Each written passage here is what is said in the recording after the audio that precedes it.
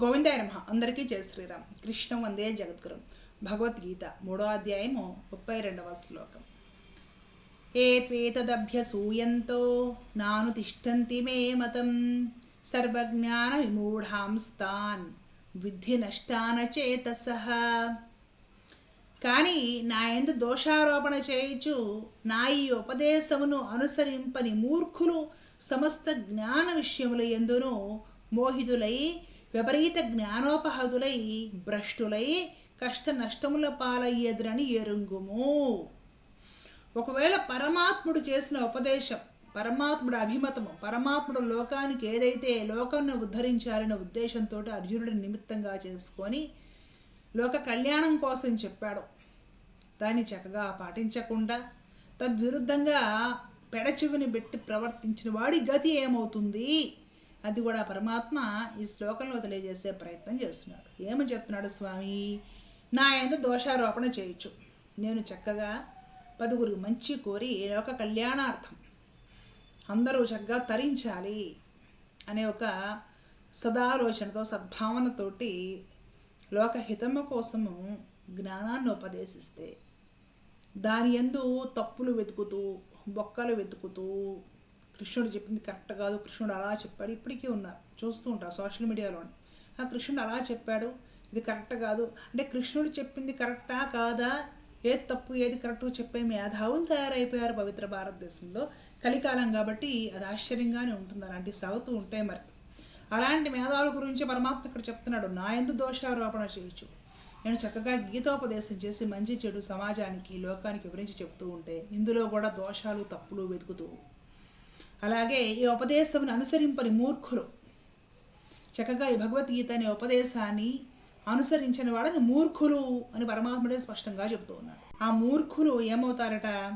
సమస్త జ్ఞాన విషయములు యందు మోహితులై, ఏది జ్ఞానమో అది ఈ పనికి మాలిన వాళ్ళకి అజ్ఞానంలాగా అనిపిస్తుంది, ఏది జ్ఞానమో అది మూఢనమ్మకంలా అంధవిశ్వాసములా, ఏది జ్ఞానమో అదొక పనికి మాలిన అభివృద్ధికి చెందని అనాగరికపు విషయములా ఈ పనికి మాలిన వాళ్ళకి తోస్తుంది అనమాట. కారణం ఏమై ఉంటుంది? వీళ్ళు మూర్ఖులు కాబట్టే గీతోపదేశాన్ని నమ్మరు, విశ్వసించరు, తెలుసుకోవడానికి ప్రయత్నించారు, అసలే పాటించరు, పైగా పెద్ద పెద్ద గొంతులు వేసుకొని అరుస్తూ ఉంటారు. ఇలాంటి మూర్ఖులు సమస్త జ్ఞాన విషయములు యందు మోహితులై విపరీత జ్ఞానోపహతులై, అంటే విపరీత జ్ఞానము, దీన్ని సాధారణ పరిభాషలో పైత్యం అంటారు అనమాట. ప్రతి గొప్ప విషయం కూడా వీళ్ళకి వ్యతిరేకంగా, వీళ్ళకి అదేదో తక్కువ స్థాయి దానిలాగా, వీళ్ళకి అదేదో చెడు విషయంలా తోస్తుంది అనమాట. అది వాళ్ళ పైత్యం అనమాట. ఆ పైత్యానికే విపరీత జ్ఞానోపహతులు అంటున్నాడు ఇక్కడ పరమాత్మ. భ్రష్టులై అంటే భ్రష్టు పట్టిపోయి మానవ జీవిత పరమార్థం ఏమిటో తెలుసుకునే ప్రయత్నం చేయకుండా, అది కనీసం ఇంకెవరన్నా పెద్దలు మహాత్ములు చెబుతుంటే వినే ప్రయత్నం కూడా చేయకుండా, పైగా వాళ్ళని నిరసించి వాళ్ళని తప్పుబట్టి, ఇంకా కుదిరితే అలాంటి మహాత్ములను కూడా వీధిలోకి లాగేద్దాము, లేకుండా చేద్దాము అనే ప్రయత్నాలు చేసి, వీళ్ళ పైత్యం ఏదైతే ఉందో అదే కరెక్ట్ అని సమాజం మీద వృద్ధాలి అనే ప్రయత్నాలు చేస్తారే, వీళ్ళు భ్రష్టులైపోతారు. వీళ్ళు భ్రష్టులయ్యి వీళ్ళ మతి, వీళ్ళ ఆలోచనలు, వీళ్ళ పైత్యము, వీళ్ళ పిచ్చి పనులకి ఫలితం ఏమిటి అంటే కష్ట నష్టాల పాలెదురు అని ఎరుంగుము. జీవితం అంతా కష్టాలు, ఓవర్ డబ్బు ఉంటుంది, సుఖం ఉండదు, ఇంటి నిండా మందు ఉంటారు, వీడిని అర్థం చేసుకునేవాడు ఉండడు, వీడిని మనస్ఫూర్తిగా ప్రేమించేవాడు ఉండడు, పైగా వాడందరం చూసి వీడికి భయం, ఎవడు నన్ను చంపుతాడో, ఏం చేస్తాడో, ఎవడ ప్లాన్స్ ఎలా ఉన్నాయో అనేసి. ఇంట్లో సుఖం ఉండదు, సమాజంలో పరువు ఉండదు, ఎవరో ప్రేమించే వాళ్ళు ఉండరు. మంచికి ప్రేమించడానికి కూడా జ్ఞానం ఉండాలి. ఎంతో కొంత జ్ఞానం ఉన్నవాడే మంచి పనులు చేస్తాడు. జ్ఞానము, వివేకము, విచక్షణ ఉన్నవాడు అవతలవాడిని సహృదయంతో అర్థం చేసుకుని ప్రేమిస్తాడు. వివేకము, విచక్షణ, జ్ఞానం ఉన్నవాడే నలుగురిని ఆదరిస్తాడు, నలుగురిని గౌరవిస్తాడు, వాళ్ళ దుఃఖము బాధలు పంచుకునే ప్రయత్నం చేస్తాడు. ఇవేమీ లేనివాడు వీడు తగ్గోలి వీడు చుట్టూ ఉంటారు. అప్పుడు వీడికి కష్టాలు రాక జీవితంలో సుఖం ఎలా వస్తుంది? జీవితంలో వీడు ఆనందంగా ఎలా ఉంటాడు? వీడిలా తయారయ్యి వీడి చుట్టూ ఉండే వాళ్ళని కూడా అదే వాతావరణానికి అలవాటు చేస్తాడు. ఎలా అయితే వైరస్లు, ఈ రోగాలు వచ్చిన వాళ్ళు 10 మందికి అంటిస్తారో, వీడి పైత్యం వీడి తాలూకా 10 మందికి అంటిస్తాడు. వాళ్ళందరూ వీడిని ఎలా ప్రేమిస్తారు? అసలు అందులో ప్రేమ అనే కాన్సెప్ట్ లేదు. ఆదరణ మర్యాద అనే కాన్సెప్ట్ లేదు, భగవద్భావన లేదు, అది వీడికి ఇష్టం లేదు. అదే 10 మందికి నేర్పాడు, వాళ్ళు అదే అలవాటు చేసుకున్నారు, అది వీడి మీదే ప్రయోగిస్తున్నారు. వీడు కష్ట నష్టాల పాలైపోయి జీవితం వీడిదల్లా కలరమై నాశనం అయిపోయి భ్రష్టుడు అయిపోయి నరకం అనిపిస్తాడు. అంటే ఏమర్థం అవుతుంది ఇక్కడ మనకు?